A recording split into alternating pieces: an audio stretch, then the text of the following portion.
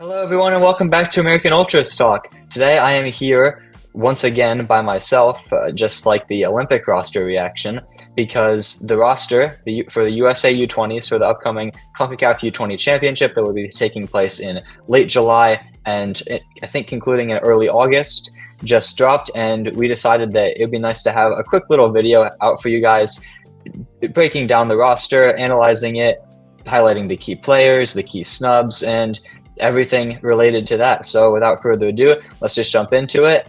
And the first thing I want to preface before diving into each position group is that a lot of players were not released. I'll get into specifics on that as we go through the positions, but the timing of this tournament is not ideal because it takes place at the same time as preseason for European clubs. So a lot of players from there were not released, and MLS clubs as well have Leagues Cup coming up very soon. Obviously, still have MLS play for another, I think, game week or two. So it's all in the thick of it for Europe, for MLS. So as a result, there were a lot of players that weren't released, but it's still a very strong roster. So let's get into it. First off with the goalkeepers, who are Adam Beaudry from the Colorado Rapids, Julian Eystone from Brentford, just signed for their B team. And actually, as I'm recording this and we'll upload, he's making his debut for them today. And Duran Ferri from Orange County on loan from San Diego FC. He was the first signing, actually, for the new MLS expansion club that will be coming out next year. So I think the key thing to take away from this group is that it's not first choice. Diego Kochen would have been the starter here, but Barcelona did not release him. He will be with the first team in preseason. We all know he was with the first team a lot last season as a bench player, the third string or fourth string keeper for them, and he's going to have that opportunity once again this coming season. He's in preseason with them. It makes sense for him to not be released. The other one that wasn't released that is a bit interesting is Gavin Beavers, who was projected to be initially the number 2 goalkeeper here, but would have been the starter since Kochen wasn't released, but he himself was not granted permission to go to this tournament by his club, Real Salt Lake. He's been starting basically once every 3 games for them. They seem to start the more experienced keeper 2 games in a row and then give Beavers a run and continue that pattern. In my opinion, he should be starting week in, week out for them, and I guess it's nice to see that they value him enough to keep him at the club during this tournament, although it would have been nice to have him there. The only other complaint that I might have here is the lack of Andrew Rick from the Philadelphia Union. He's been playing pretty consistently now for the last couple of games for the Philadelphia Union in MLS, which is something that none of these players here have experience doing. Duran Ferri is a backup in USL, so I think Rick definitely deserves to be here over him. I would even put him as the starter here over Beaudry and Eystone, although Beaudry was very good at the U17 World Cup, also filling in for Diego Kochen there, who wasn't released to that one either. Seems to be a bit of a theme for him, so I trust him. Assuming he's going to be the starter, he'll probably battle it out for Eystone. Ferri's going to be the third choice here. I would have picked Rick, but maybe it's better for his development to stay with the Union and continue to get first team opportunities in MLS. Now, moving on to the defenders, and there's some interesting decisions here as well. Luca Bombino, the first name on the list, they spelled his last name wrong, interestingly enough. He's a left back from LAFC. You have Noah Cobb, a center back from Atlanta United. Aidan Harangi, right back, dual national of Hungary, who plays for Eintracht Frankfurt. You have Stuart Hawkins, a center back from Seattle Sounders. Ethan Collar, who is a bit of a tool all over the defense. He is going to play right back primarily because that's where he's fit in with this team in the 2 previous camps, but he can also play center back. He can also play CDM, so it's good to have versatility, especially since there's only 21 players on this roster and 3 of them are goalkeepers. And then the last name, Nolan Norris, he's a left back, but also is very versatile from FC Dallas. He can play in the midfield, can also play at center back at times, and he's been the captain for this group, so expect him to start essentially every game. Maybe he'll get 1 rest, but he's going to be a crucial part of this team as the captain, primarily at left back. The key thing to notice from this group, I'll start with the fullbacks because there's more of them for some reason.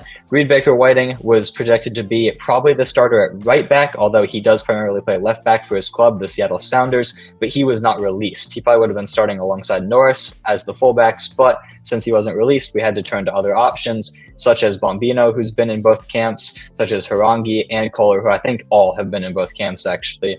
And then the one that I would have called up that hasn't gotten as much attention is Frankie Westfield from the Philadelphia Union. Just signed a MLS Next Pro deal with Union 2 and has been probably, for me, the best fullback in the league this season. Deserves probably some first-team minutes pretty soon. And I think he's just, all in all, been better than Bombino in MLS Next Pro. I think he's probably been better than Nolan Norris as well, but he's the captain of the group.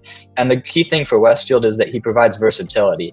He is primarily a right back. He's been playing at left back all season, played every single minute, and is a co-captain of the club. So that experience is nice to have. And he did actually just suit up at center back for a few minutes towards the end of the last game for the Union 2. So he has a lot of experience all around the back line, which is something that's key here because you see that there's only 2 center backs on this roster. Now, Kohler and Norris can play there in an emergency, but I think it's better to, if I were to have picked these players, I would have had 3 fullbacks and 3 center backs as opposed to 4 and 2. And Westfield can be the third fullback, similar to actually Union teammate, I guess, Nathan Harriel with the Olympic squad, who has the same versatility, can play all across the back line. Westfield could have been that for this team, but he wasn't selected. The center backs, there's a lot because Noah Kai Banks and Matai Akamboni, Banks from Augsburg and Akamboni from DC United, both were not released. Both are getting first-team opportunities. Banks in preseason, Akamboni in MLS.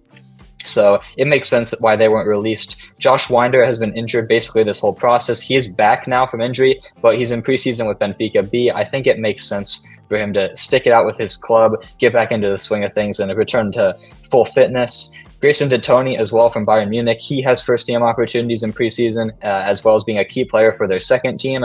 And I have heard that he would have been part of the team if he had been selected to the Olympics, but that wasn't really much of a possibility at all. That's just the level that Bayern believes he's at and would provide worth for him to go.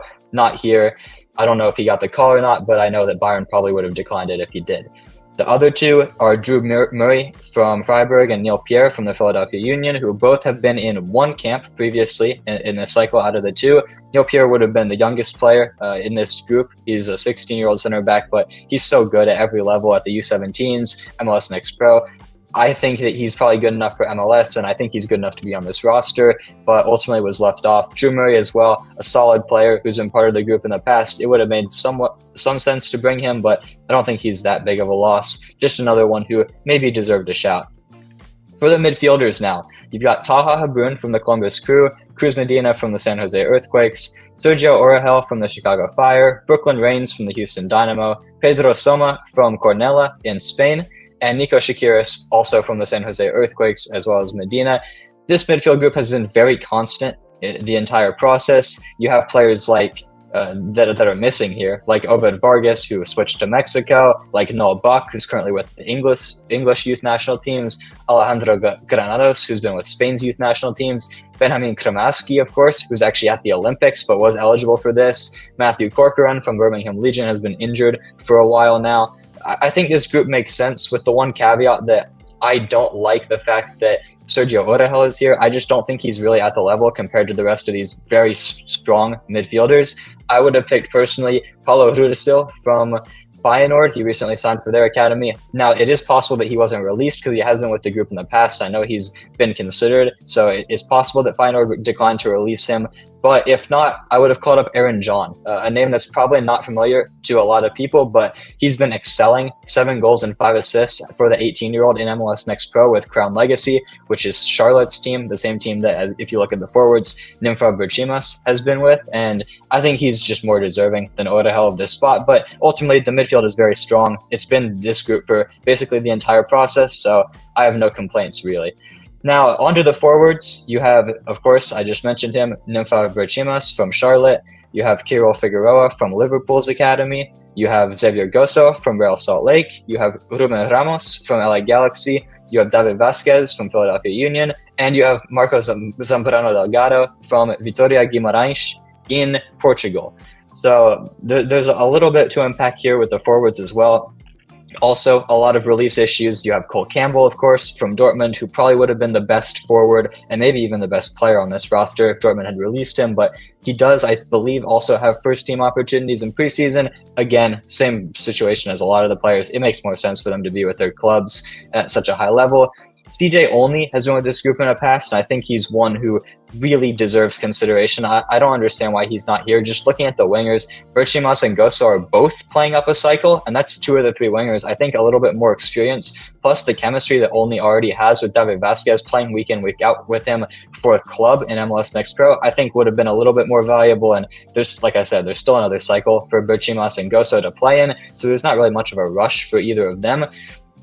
There's also players like Christian Fletcher, who is injured right now. He also would have been a key part of this group, although Mattia Camboni from DC United was not released. I have reason to believe that Christian Fletcher, also from DC United, also would not have been released even if he was healthy. So there's that. Of course, I think the two biggest names that people will know that aren't here, Esmir Baraktarovic, he's probably going to end up switching to Bosnia, and I wouldn't have seen him accepting a call-up here, even if he wasn't, just because he had been similar to Vargas and Kramaski. He had been with the Olympic group a couple of times in the past, and this is the problem with players playing up a cycle. They then don't see a reason to go down and play with their original age group. So I'm not sure if he would have been there with or without this. Unfortunately, I expect a switch to be coming pretty soon. And then Fidel Barajas is kind of a similar situation, but who really knows for him? He's not going to be with the USA or Mexico at this tournament, instead sticking with Chivas, I believe, who he just signed for actually from RSL. So that's going to be one to watch for the dual national battle in particular for the future. He's still open to both national teams. I hope we get him because he's a very talented player, but for now, he's not on this team. The other winger options, I mean, similar boat to these guys actually. Fabian Loyola is with Chile's U20s. I think he's pretty set on them. He was in the first camp of this cycle, but honestly, I don't know if he's good enough to make the cut just based on the other options that are here. That's really it for the wingers. And then we get into the strikers. And this is a very, very interesting one because I think there's a lot of decisions that I would have made differently. For starters, the fact that Ruben Ramos is here for the first time is encouraging for his future because he has been with Mexico in the past with their youth national teams. However, there's a lot of strikers that I think are deserving that just are not here. You have probably the main name, Rodrigo Neri, who just recently actually moved from Valencia's academy in Spain to Atlanta United 2. He's been with the group in the past, although he's fallen off quite a bit this past year. Eddie Davis is the big one that I would have liked to see here. We recently, or somewhat recently, a couple months ago, interviewed him on the channel. He's been in excellent form. He's a contender for the Golden Boot in MLS Next Pro, and I mean, if you look at the league, I think he's been playing better than Ruben Ramos has in that same league. I think he's better than Delgado, Zambrano Delgado as well. And then the last striker, Kiro Figueroa, he's probably going to be the starter. He deserves his spot. There's also players like Aiden Dausch, the dual national from Coventry City, that I think deserves a shout, but hasn't been with the group in the past. And same situation for Julian Placias, formerly of North Carolina FC in USL, but just signed recently for Westerlo, who most US fans will know for being the club for Griffin Yao and Brian Reynolds, two guys who, well, one's at the Olympics, one wasn't released for the Olympics. He just signed there. It probably makes more sense for him to be at preseason for his club, but I would have liked them to see them at least ask for him. And I think the big thing here is you see so many omissions that of players that probably deserved at least a chance at making the cut at the striker position, and yet there's still three strikers here, plus a winger in Xavier Goso, who has played striker a lot at club level this season. I just don't really see the point, especially when if you remove one of the strikers, you could have brought an extra winger, you could have brought an extra center back, because there's only two out-and-out center backs on the roster, which I think is a big concern. I still expect us to do pretty well at this tournament. Winning should be the expectation, but I think just the way that the position groups were set up, it probably could have been done a little bit better. And of course, I mean, we've mentioned it the entire time, the player pool, there's a lot of notable omissions, but overall, this is a very strong roster. There's a lot of talent here, and I expect them, like I said, to challenge and hopefully win the CONCACAF U20 championship. It is in Mexico, which is an interesting thing because maybe there's a possibility for them to play Mexico in the final, and that would definitely be an exciting game. The last thing to touch on here is there are three alternates in the team. As I scroll down to them, I'm not sure where they are here. Diego Garcia plays for FC Dallas, but more frequently for their MLS Next Pro team in North Texas. He's a center midfielder. He's pretty good. I've liked his game for a while now. Santi Morales is no stranger to being an alternate for the US youth national team because he's been in this situation in the past. He plays for Inter Miami's second team. in MLS Next Pro as well. Solid players. And then the last one is someone who I think a lot of fans will not know, Fritz Volmar from Northwestern University. He is a left back / center back option who was with St. Louis City's academy, was a captain for them at the youth level, but ultimately decided to go to university instead of turning pro. And these players don't matter too much. There's not much to talk about here, really. They'll be with the team prior to the tournament, but the only way they actually see minutes is if there's an injury in the pre-tournament training camps, because they will leave, go back to their clubs before the tournament even starts. So I think the last thing to really touch on here is the players, or the teams, that we will be facing. We're in a Group A, with Costa Rica, Cuba, and Jamaica, who Jamaica themselves actually have a couple U.S. internationals as well, or U.S. eligible players. It's a pretty tough group, all things considered. I mean, Costa Rica, we know how dominant of a program they have been, or how good of a program they've been in the past in CONCACAF, and Jamaica are always on the rise. Cuba probably the easiest of the three, but no slouches by any means. It's a tough group, but ultimately I do expect us to still make it out fairly comfortably. And then as we get later down the line, teams like Canada and Mexico will probably be the bigger opponents. But overall, that's about it for this video. Let me know in the comments, what do you think of this roster? Are there any players that you would have selected differently? What do you think of all of the release problems, the timing of the tournament, and who are your key players? I'm interested to see who you think will be the main player to watch for the US U20s at this tournament. How far do you think we'll go? Do you think we'll win the whole tournament? Do you think we'll have an early exit? Let me know. So that's going to be it for now. Please like, share, and subscribe if you enjoy the content, and we'll see you next time.